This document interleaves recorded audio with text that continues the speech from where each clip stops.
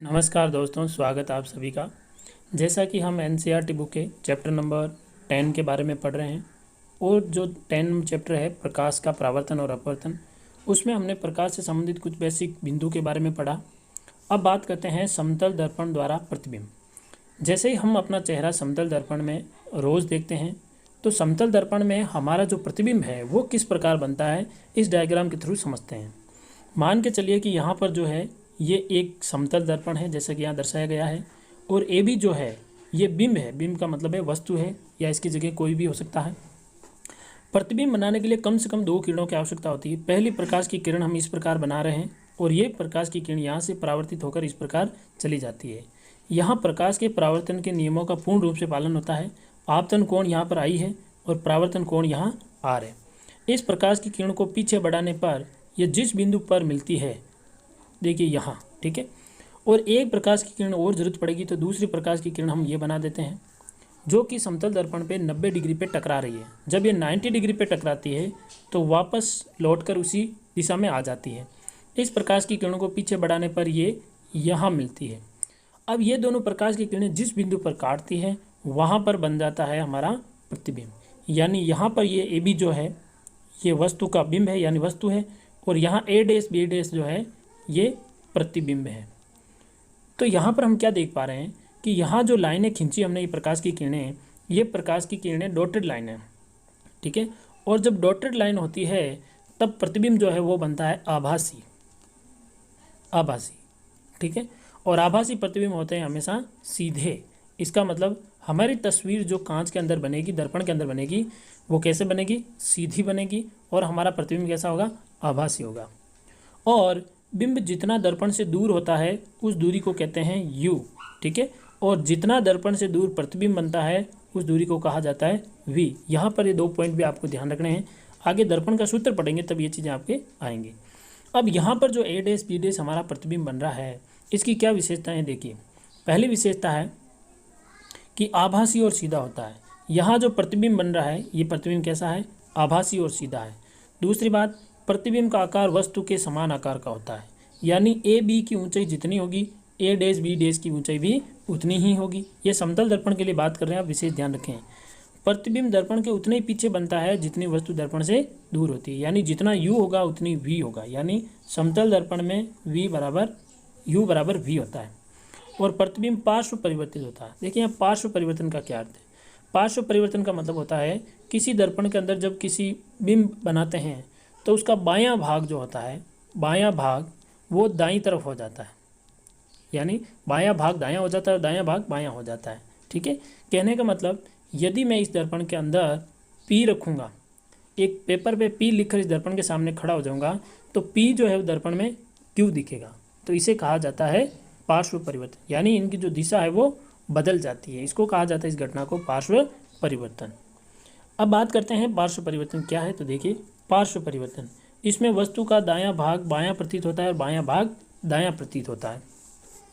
अब next point आता है गोलीय दर्पण। देखिए गोलीय दर्पण क्या होते हैं।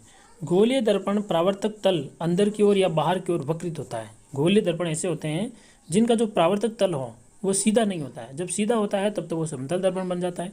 या तो उसका परावर्तक पृष्ठ अंदर की ओर धंसा हुआ होगा या फिर उसका परावर्तक पृष्ठ जो है बाहर की ओर उभरा हुआ होगा, यानी वक्रित होगा। इसको कहते हैं वक्रित। गोलीय दर्पण जिसका परावर्तक पृष्ठ अंदर की ओर हो, अर्थात गोले के केंद्र की ओर वक्रित हो, तो उसे अवतल दर्पण कहते हैं। जैसा कि आप डायग्राम में देख सकते हो, यह अवतल दर्पण का चित्र है। यहाँ पर ये जो दर्पण है ये अवतल दर्पण है और इस अवतल दर्पण का जो पॉलिश है वो बाहर की तरफ है। अब जब इसकी पॉलिश बाहर की तरफ है तो आप खुद देख सकते हो इसका जो परावर्तक पृष्ठ है ये है, ये इसका परावर्तक पृष्ठ है।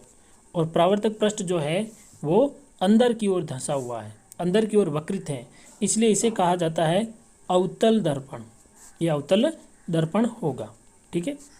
एक दूसरे प्रकार का दर्पण होता है जिसका परावर्तक पृष्ठ उभरा हुआ हो। गोलीय दर्पण जिसका परावर्तक पृष्ठ बाहर की ओर वक्रित हो उसे उत्तल दर्पण कहा जाता है। अर्थात यदि कोई दर्पण है उसका परावर्तक पृष्ठ बाहर की तरफ उभरा हुआ हो, देखिए उभरा हुआ है, तो उसे कहा जाता है उत्तल दर्पण, ठीक है। तो इसका डायग्राम जो है वो कुछ इस प्रकार का देखिए, ये रहा, इसे कहा जाता है उत्तल दर्पण। इसमें आप देख सकते हो इसका परावर्तक पृष्ठ जो है वो उभरा हुआ है, देखिए इस डायग्राम। ये अंदर की तरफ पॉलिश की गई इसके अंदर। अब जब पॉलिश अंदर की तरफ है तो इसके अंदर जो परावर्तक पृष्ठ है वो ये होगा, और जब ये परावर्तक पृष्ठ है तो फिर यहाँ पर हम देख सकते हैं कि ये जो दर्पण होगा ये उत्तल दर्पण होगा। ये विशेष बातें ध्यान रखनी है। तो उत्तल दर्पण परावर्तक पृष्ठ उभरा हुआ, और अवतल दर्पण में जो परावर्तक पृष्ठ है वो कैसा होता है, अंदर की ओर धंसा हुआ। जैसे ये देखिए, अब ये जो दर्पण होते हैं ये किसी ना किसी गोले के कटे हुए भाग होते हैं। जैसे मान के चलिए ये कोई गोला है, ठीक है। अब इस गोले में अगर मैं बात करूं तो इस गोले को यदि बीच में से काट दिया जाए तो ये दोनों दर्पण बन जाएंगे, ठीक है। कुछ इस प्रकार जो ये संरचना है वो इस प्रकार की दिखेगी। तो दो दर्पण बन गए। अब यदि आपने इस तरफ पॉलिश कर दी तो ये अवतल दर्पण बन जाएगा, और यदि आपने इस तरफ पॉलिश कर दी तो ये उत्तल दर्पण हो जाएगा, ठीक है। आई होप ये उत्तल और अवतल दर्पण दोनों आपको समझ में आ गए होंगे। अब बात करते हैं गोलीय दर्पण में सामान्यतः प्रयुक्त होने वाले कुछ शब्द। देखिए, गोलीय दर्पण में कुछ ऐसे शब्द प्रयुक्त होते हैं जो कि आपको ध्यान रखने हैं, जिनके बिना हम प्रतिबिंब नहीं बना पाएंगे। गोलीय दर्पण से हम बहुत सारे प्रतिबिंब बनाने वाले हैं, ठीक है। तो प्रतिबिंब कैसे बनाएंगे, देखिए मैंने आपको अभी समझाया था कि जो गोलीय दर्पण होता है वो किसी न किसी गोले का कटा हुआ भाग होता है। तो ये देखिए गोला है, ये देखिए कंप्लीटली ये गोला है। इस गोले का केंद्र जो है वो सी है, बहुत इंपॉर्टेंट समझना। गोले का केंद्र सी है, और गोले से लेके यहाँ से इसकी परिधि के बीच इसकी दूरी को जब आधा कर दिया जाता है, इस डिस्टेंस को आधा कर दिया जाता है, तो उसे कहा जाता है फोकस बिंदु। फोकस बिंदु एफ, फोकस बिंदु एफ। और यहाँ पर ये जो कोई पॉइंट पी है कांच पे, तो ई एफ की जो डिस्टेंस होगी वो होगी फोकस दूरी, उसे कहेंगे फोकस दूरी स्मॉल एफ, ठीक है। और फोकस बिंदु जो होता है वो कैपिटल एफ होता है, ठीक है। और आप जानते हो कि सी से लेके पी तक ये जो है ये क्या है, ये त्रिज्या है। क्या है, ये त्रिज्या है। तो आइए देखते हैं इनकी कुछ परिभाषाओं के बारे में। देखिए पहली परिभाषा क्या लिखी हुई है, ध्रुव। ध्रुव किसे कहेंगे, देखिए ध्रुव गोलीय दर्पण के परावर्तक पृष्ठ के केंद्र को दर्पण का ध्रुव कहा जाता है। यानी गोलीय परावर्तक पृष्ठ, यानी ये वाला जो भाग होता है, इस भाग का जो पॉइंट पी है, इस पॉइंट पी को कहा जाता है ध्रुव, ठीक है। ये दर्पण के पृष्ठ पर स्थित होता है, और ध्रुव को प्राय पी से दर्शाते हैं। दूसरा होता है मुख्य अक्ष। तो गोलीय दर्पण के ध्रुव तथा वक्रता त्रिज्या से गुजरने वाली एक सीधी रेखा को मुख्य अक्ष कहते हैं, और मुख्य अक्ष दर्पण के ध्रुव पर अभिलंब होती है। यानी ये जो आप रेखा देख रहे हो, ये वाली रेखा, ये रेखा होती है मुख्य अक्ष। ये बहुत अच्छे से हमें सारी चीज़ें याद रखनी है। ये मुख्य अक्ष हो गया, मुख्य अक्ष पर ये ध्रुव होता है, इसका वक्रता केंद्र सी होता है, इसकी आधी डिस्टेंस पर फोकस बिंदु एफ होता है। फिर आता है वक्रता केंद्र। गोलीय दर्पण का परावर्तक पृष्ठ एक गोले का भाग होता है, और इस गोले का केंद्र ही वक्रता दर्पण का वक्रता केंद्र कहलाता है। क्योंकि ये गोले का भाग होता है, इसीलिए इस गोले का केंद्र ही इसका वक्रता केंद्र होता है। इसको सी से निरूपित करते हैं। फिर आती है वक्रता त्रिज्या। तो वक्रता त्रिज्या क्या होगी, इस गोले की त्रिज्या वक्रता त्रिज्या होगी। गोलीय दर्पण का परावर्तक पृष्ठ जिस गोले का भाग होता है उसकी त्रिज्या दर्पण की वक्रता त्रिज्या कहलाती है। इसे आर से निरूपित किया जाता है। अब यहाँ पर एक इंपॉर्टेंट चीज़ आती है, द्वारक। द्वारक क्या होता है, देखिए गोलीय दर्पण के परावर्तक पृष्ठ तल की वृत्ताकार सीमा रेखा का व्यास दर्पण का द्वारक कहलाता है। इसे एम एन से दर्शाया जाता है। यहाँ पर देखिए इस डायग्राम में, इसमें सारी चीज़ें एक बार फिर मैं क्लियर कर देता हूँ आपको, देखिएगा इसको अच्छे से। यहाँ पर हम क्या देख रहे हैं कि ये जो रेखा आप देख रहे हो ये होती है मुख्य अक्ष, सी जो होता है ये वक्रता के अंदर, एफ जो होता है ये फोकस बिंदु होता है, ठीक है, वक्रता त्रिज्या का आधा होता है। आर जो होती है वक्रता त्रिज्या होती है। स्मॉल एफ जो है फोकस दूरी है, ध्यान रखिएगा फोकस दूरी। पी जो होता है ये ध्रुव होता है, और एम एन जो है ये द्वारक है। यदि एम एन यहाँ बड़ा है, एम एन ऐसे है बहुत ज़्यादा घुमा हुआ, तब इसको कहते हैं बड़ा द्वारक। और यदि एम एन छोटा सा है तब उसको कहेंगे छोटा द्वारक। तो बड़ा द्वारक और छोटा द्वारक, ये ऐसे ध्यान रखना है आपको। चलिए अब बात करते हैं मुख्य फोकस। बहुत ही इंपॉर्टेंट परिभाषा है मुख्य फोकस। मुख्य अक्ष पर वह बिंदु जहाँ पर मुख्य अक्ष के समांतर किरणें आकर मिलती है या परावर्तित किरणें मुख्य अक्ष के एक बिंदु पर आती हुई महसूस होती है, वे बिंदु गोलीय दर्पण का मुख्य फोकस कहलाता है। एक डायग्राम द्वारा मैं आपको समझाऊंगा कि मुख्य फोकस ये क्यों कहलाता है। गोलीय दर्पण के ध्रुव और मुख्य फोकस के बीच की दूरी को फोकस दूरी कहते हैं, और इसे एफ द्वारा निरूपित किया जाता है। तो यहाँ पर जो बिंदु फोकस है, फोकस बिंदु एफ, ये रहा आप देख रहे हो। अब यहाँ पर कहा हुआ है कि जब समांतर प्रकाश की किरणें आकर जिस बिंदु पर टकराती हैं या आती हुई प्रतीत होती है, उसे कहा जाता है मुख्य फोकस। कैसे कहते हैं, देखिए मान के चलिए प्रकाश की किरणें आ रही है, ये एक प्रकाश की किरण इधर से आई, ये प्रकाश की किरणें इधर से आई। तो ये किरणें जब यहाँ से वापस टकराएंगी तो जिस बिंदु से होकर जाती हैं, देखिए ये जिस बिंदु से होकर जाती है उसे कहा जाता है मुख्य फोकस। ठीक है, इसलिए इसका नाम एफ है। और ये हमेशा दर्पण की वक्रता त्रिज्या की आधी डिस्टेंस पर ही काटती हैं, इसलिए इसका नाम है मुख्य फोकस। और मुख्य फोकस एफ की जो है वो पी से जो दूरी होती है उसको कहते हैं फोकस दूरी। ठीक है, चलिए आगे बात करते हैं। गोलीय दर्पण के ध्रुव और मुख्य फोकस के मध्य की दूरी को कहा जाता है फोकस दूरी। इसे एफ से दर्शाया जाता है।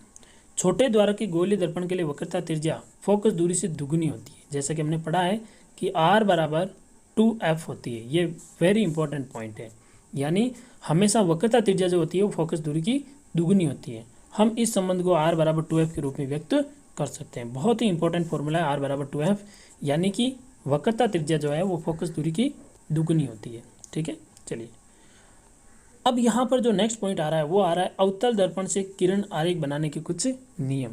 तो क्या क्या नियम है, देखिए अब हम बहुत सारे किरण आरेख बनाएंगे, यानी कि प्रतिबिंब बनाने की बहुत सारी कंडीशन पढ़ेंगे। उस कंडीशन को बनाने के लिए कुछ न कुछ नियम लागू होते हैं। तो क्या क्या नियम है, इसमें कुछ नियमों के बारे में बात करते हैं। जैसे पहला है, दर्पण के मुख्य अक्ष के समांतर प्रकाश की किरणें परावर्तन के पश्चात अवतल दर्पण के मुख्य फोकस से गुजरती है। पहला नियम ये बन गया कि यदि कोई मुख्य अक्ष के समांतर प्रकाश की किरण आएगी तो वो हमेशा फोकस से होकर जाएगी। कहाँ से होकर जाएगी? फोकस से होकर जाएगी। फिक्स नियम है। यदि ये समांतर प्रकाश की किरणें आ रही है मुख्य अक्ष के, तो फिर ये कहाँ से होकर जाएगी? फोकस से होकर जाएगी। ठीक है, पहला नियम ये। दूसरा नियम, अवतल दर्पण में मुख्य फोकस से गुजरने वाली प्रकाश की किरणें परावर्तन के पश्चात मुख्य अक्ष से समांतर निकलेगी। यदि कोई प्रकाश की किरणें फोकस से आ रही हैं तो वो टकरा के कहाँ जाएगी? मुख्य अक्ष के समानांतर हो जाएगी। यानी पहले वाले नियम का उल्टा, समानांतर आएंगी तो फोकस से जाएंगी, और यदि फोकस से आएंगी तो समानांतर निकलेंगी। ये दूसरा नियम आपको ध्यान रखना।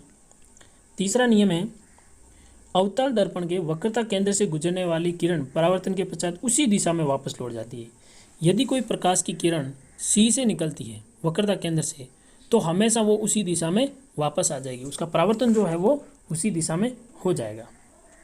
अगला है कि अवतल दर्पण के बिंदु P की और मुख्य अक्ष से तिर्यक रेखा की दिशा में आपतित किरण तिर्यक दिशा में परावर्तित होती है। आपतित और परावर्तित किरणें आपतन बिंदु पर मुख्य अक्ष के साथ समान कोण बनाती है। ये तो वही हो गया परावर्तन का नियम कि वे जिस कोण पर आपतित किरण आएंगी उसी कोण पर हमेशा प्रकाश की किरण वापस चली जाएंगी। कब? जब ये किस पर टकराती हो? जब ये ध्रुव पर टकराती हो। तो जिस कोण पर आएंगी उसी कोण पर ये वापस चली जाएंगी। ठीक है, तो आगे का कार्य जो है वो हम नेक्स्ट क्लास में लेंगे। तो मिलते हैं अगली क्लास में, तब तक के लिए जय हिंद, जय भारत।